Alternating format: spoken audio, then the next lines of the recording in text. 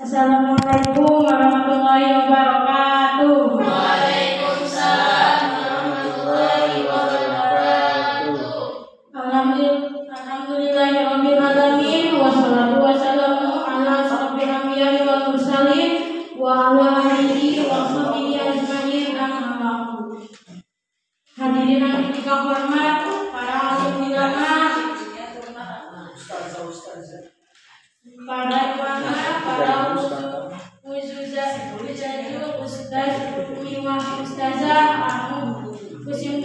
anu pribadi ketika hormat, anu insyaallah Allah jamiakan.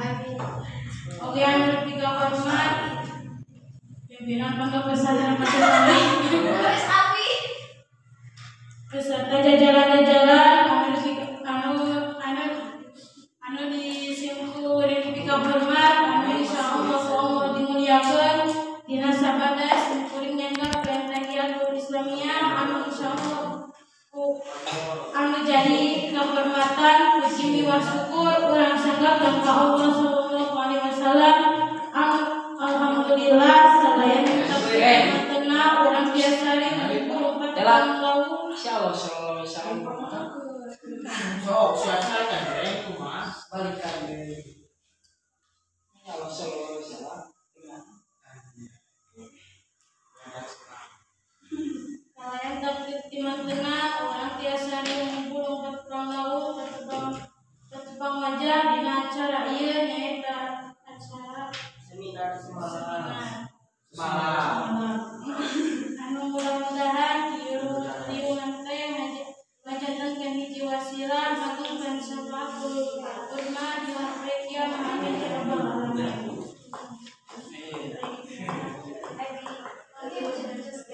Dalam hal ini saya sebagai moderator dalam acara seminar semalam di Pondok Pesantren Nahwi. Dalam seminar ini telah hadir dua pembicara dari universitas terkemuka di Indonesia. Acara saya bacakan. Baik, kita panggil pembicara pertama dari Bandung, Kecamatan Pacet, Kampung Maruyung, Desa Maruyung. Mereka minta Janjamil. Tepuk tangan yang meriah.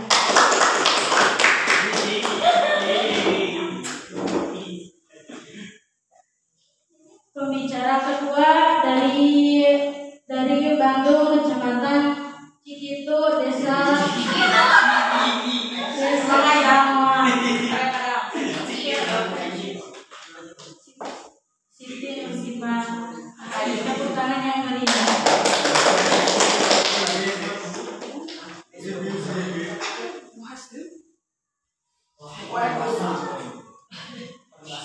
Hadirin sekalian, alhamdulillah kedua penulis telah hadir di depan kita. Saya tidak berbuang-buang kesempatan pertama saya berikan kepada pemateri pertama.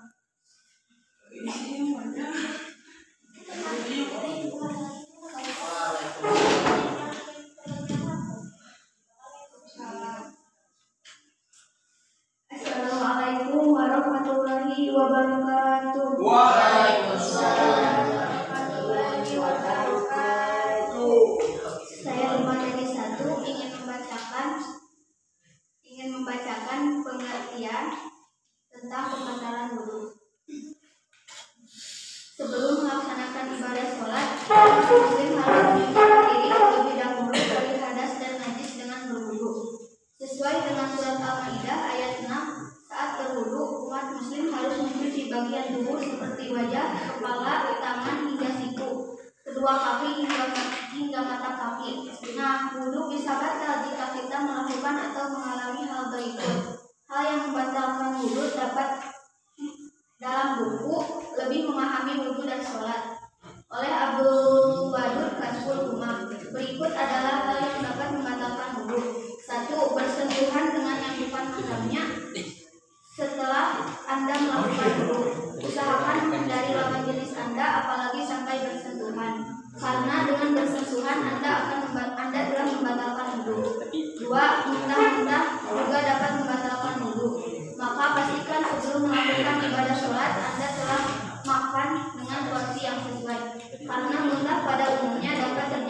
jika Anda makan dalam porsi banyak atau tidak sesuai dengan perut Anda.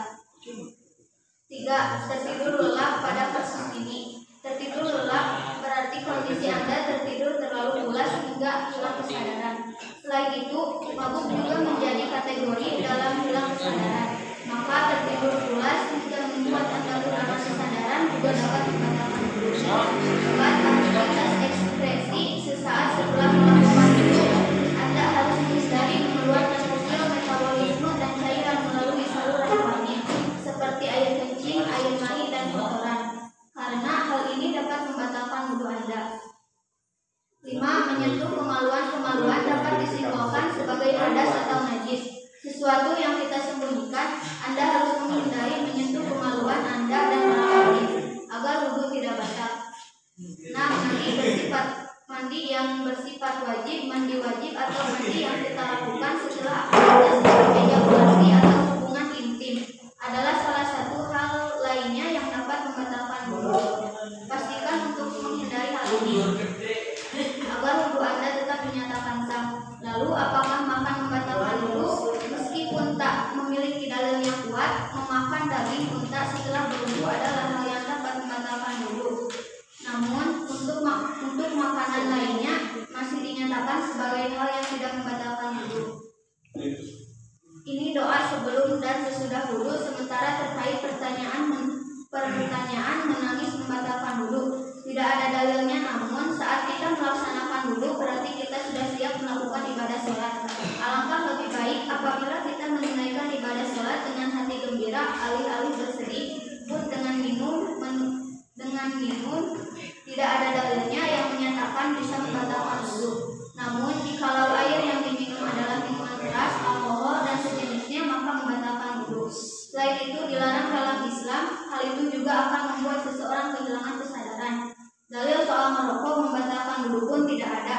Namun rokok sebaiknya dihindari usai berwudu. Sedangkan tidur juga bisa membatalkan wudu karena membuat seseorang kehilangan kesadaran. Cukup sekian. Wallahu muwaffiq ila aqwamit thoriq. Wassalamualaikum warahmatullahi wabarakatuh. Waalaikumsalam warahmatullahi wabarakatuh. Pada materi kedua, mohon untuk berbicara.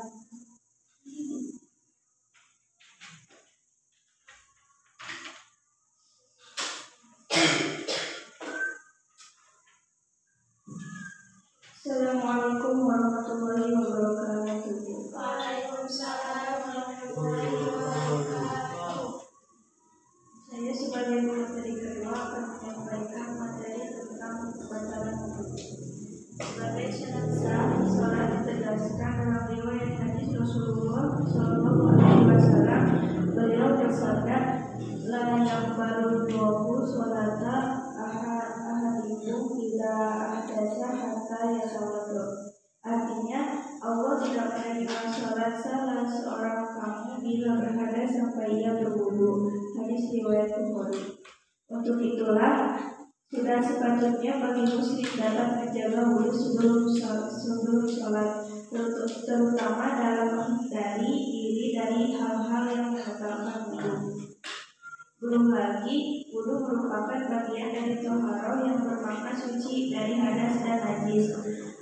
Mengutip fikih Islam wa al-adillatuhu satu pengantar yang memiliki sholat yang ditulis Dr. Muhammad Al-Muhairi. Kotoran atau isi tersebut terdiri dari bersifat 7 hal yang membatalkan wudu. 1.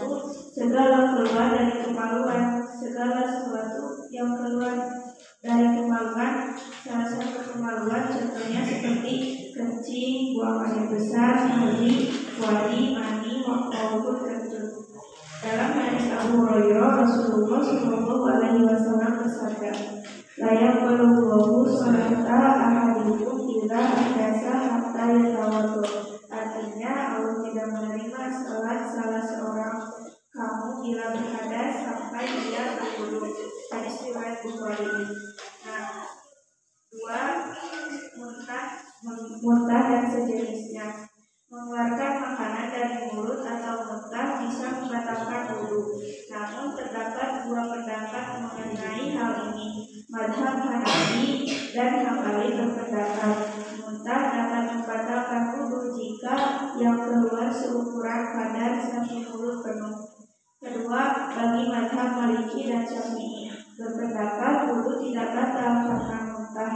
Hal ini sesuai dengan contoh Rasulullah SAW pernah muntah dan tidak mengambil air wudu.